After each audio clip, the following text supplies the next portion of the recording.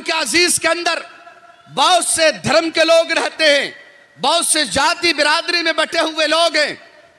जब आप आज से 70 साल पहले 90 साल पहले की हालात हमारे मुल्क इंडिया का देखेंगे, कुछ हिंदू भाइयों में भी जाति बिरादरी है, उनमें एक दलित हैं जिसे डोम चमार आप कहते हो। उनकी हालात ये थी कि बड़े जाति के लोग उसे अपने घर में आने नहीं देता था, बड़े जाति के लोग अपने मंदिरों में उसे घुसने नहीं देता, इबादत पूजा अर्चना करने नहीं देता, अपने ट्यूबवेल और कुआं से पानी पीने नहीं देता।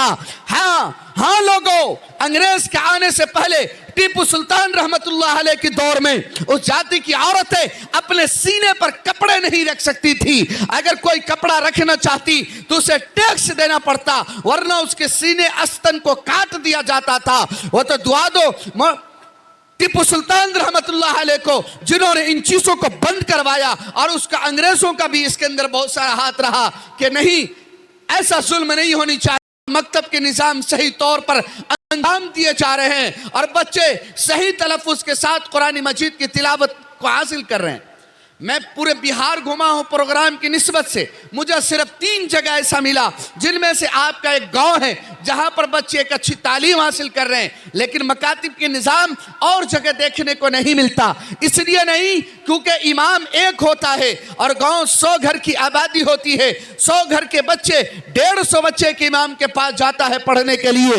एक इमाम 150 बच्चे को नहीं पढ़ा सकता। हम मदरसा चलाने वाले लोग हैं, एक स्टाफ को अगर हम 20 से 22 बच्चा देते हैं, वो 25 लेने को तैयार नहीं होता।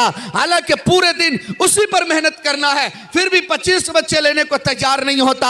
हद से ज्यादा 22 बच्चे वो लेते हैं। बताओ तो सही, उसे पूरे दिन उस स्टाफ को उस पर मेहनत करनी है, 20 से 25 लेने को तैयार नहीं। और गांव के 150 बच्चे को एक इमाम के सर पे ला करके थोप दिया गया। क्या तालीम हो सकता है? क्या नहीं, ये तालीम के साथ मजाक है, यह हमारे बच्चों की जिंदगी के साथ मजाक है। मैं कुछ बातें आज खास बातें आपसे करने के लिए आया हूं। मैंने कुछ तिलावत की है जिसका हुक्म हुआ है, अगर मौका मिला तो उस पर भी बात करेंगे। लेकिन जो असल जिस पर आज मुसलमानों को उतरना है और काम करना है, लोगों आज इस बात को आप समझ करके जाइए। मैं अपनी माँ बहनों से भी गुजारिश कर रहा हूं कि आप भी आज इस बात को समझ करके जाइए और कमर को कसिए। मैं आपको यहां से बात शुरू कर रहा हूं ताकि आपका ज़हन साफ हो और आपकी सोचने और परखने की आदत आपको डले। हमारे मुल्क अजीज के अंदर बहुत से धर्म के लोग रहते हैं, बहुत से जाति बिरादरी में बटे हुए लोग हैं। जब आप आज से 70 साल पहले 90 साल पहले की हालात हमारे मुल्क इंडिया का देखेंगे, कुछ हिंदू भाइयों में भी जाति बिरादरी है, उनमें एक दलित हैं जिसे डोम चमार आप कहते हो। उनकी हालात ये थी कि बड़े जाति के लोग उसे अपने घर में आने नहीं देता था, बड़े जाति के लोग अपने मंदिरों में उसे घुसने नहीं देता, इबादत पूजा अर्चना करने नहीं देता, अपने ट्यूबवेल और कुआं से पानी पीने नहीं देता। हाँ लोगों, अंग्रेज के आने से पहले टीपू सुल्तान रहमतुल्लाह अलैह के दौर में उस जाति की औरतें अपने सीने पर कपड़े नहीं रख सकती थी। अगर कोई कपड़ा रखना चाहती तो उसे टैक्स देना पड़ता, वरना उसके सीने आस्तन को काट दिया जाता था।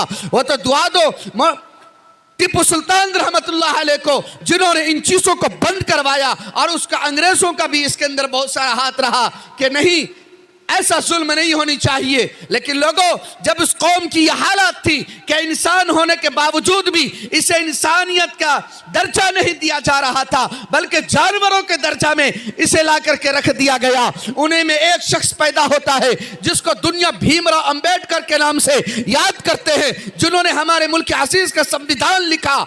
जिन्होंने हमारे मुल्क अजीज का संविधान लिखा, वो किस जाति के थे आपको पता होगा। उन्होंने अपने कौम को ललकारा, ऐ मेरी कौम के लोगों, अगर तुम इस दुनिया में इज्जत चाहते हो, अगर तुम दुनिया में सरबुलंदी चाहते हो, अगर तुम चाहते हो दुनिया वालों के साथ कदम से कदम मिला करके तुम खड़े रहो, तुम्हें कलम से वाबस्ता होना होगा।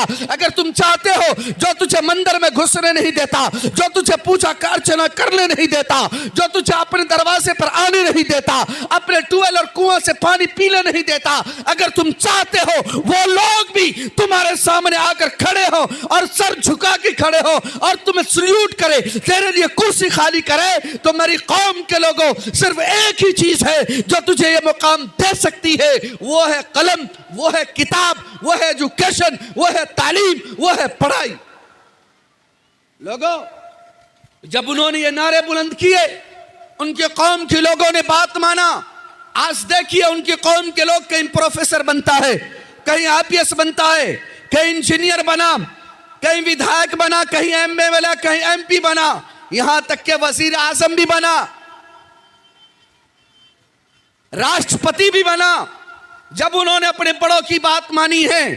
और वही कौम के लोग जिन्होंने अपने दरवाजे पर उसे घुसने नहीं दिया, जब इन्होंने कलम की ताकत को अपनाया, जब इन्होंने किताबों को सीने से लगाया, एजुकेशन को अपने सर पर उठाया और रातों में जाग कर खुद भी एजुकेशन को हासिल किया और अपनी औलाद को भूखे रह कर कभी एजुकेशन से वाबस्ता किया, तो देखो आज कितनी बुलंदी पर वो जा चुका। लोगों, मुसलमानों, तुम्हें भी कलम से वाबस्ता होना होगा।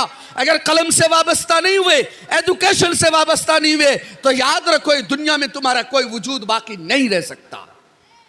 सच्चर कमेटी की रिपोर्ट आपको मालूम होगा, 2014 में सच्चर कमेटी ने एक रिपोर्ट पेश किया पूरे हिंदुस्तान का।